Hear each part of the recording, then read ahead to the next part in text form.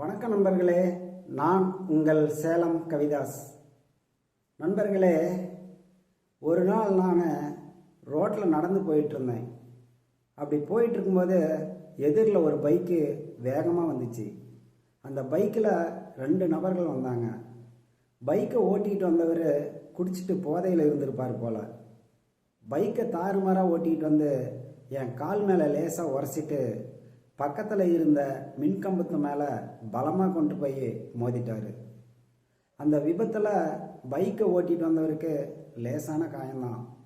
பின்னால் உக்காந்துட்டு வந்த நபருக்கு பலத்த அடி.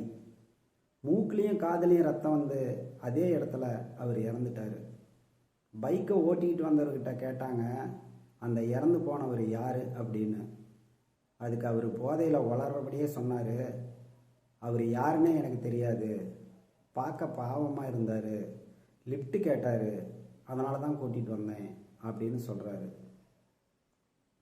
கொஞ்ச நேரத்தில் ஆம்புலன்ஸ் வந்து அவங்கள 2 பேர்த்தையும் எடுத்துக்கிட்டு கிளம்பிருச்சு. நண்பர்களே, நானும் கால் வலியோடு அங்கேருந்து நடந்து போயிட்டுருந்தேன்.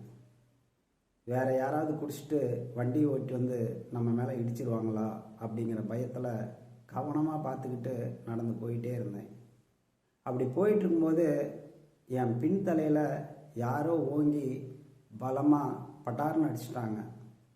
எனக்கு சிறுமூளையே சிதற மாதிரி ஒரு வலி. யாரா அடித்தது அப்படின்னு சொல்லி கோவத்தில் கையை ஓங்கிக்கிட்டு பின்னாடி திரும்பினேன்.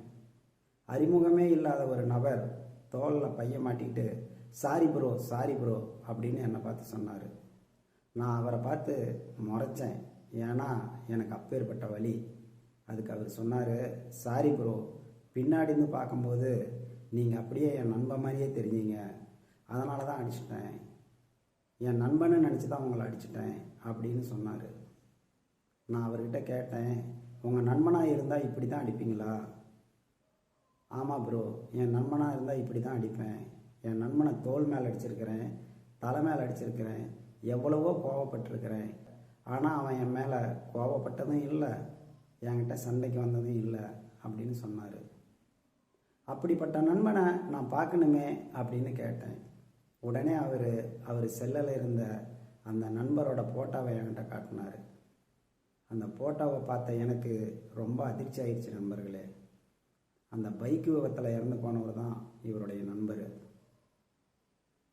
அவர்கிட்ட நான் கேட்டேன், உன் நண்பர் இப்போ இங்கே இருந்திருந்தா உன்னை என்ன செஞ்சுருப்பார் அப்படின்னு கேட்டேன்.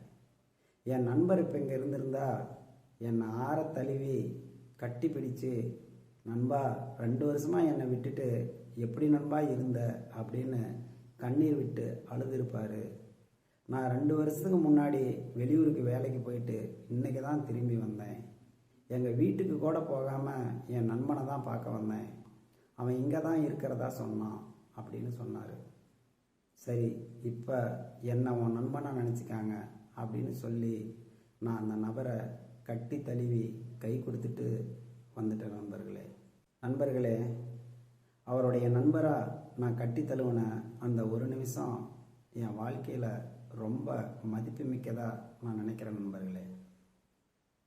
நண்பர்களே, நம்மளுடைய அன்பை வாங்கிக்கிறதுக்கு 1000 உறவுகள் இருக்கலாம், ஆனால் நம்மளுடைய கோபத்தை தாங்கிக்கிறதுக்கு ஒரு உண்மையான ஒரே ஒரு நட்பு வேணும். நண்பர்களே, அப்படிப்பட்ட நட்பு உங்களுக்கு இருந்தால் பக்குவமாக அதை பத்திரப்படுத்தி வச்சுக்காங்க.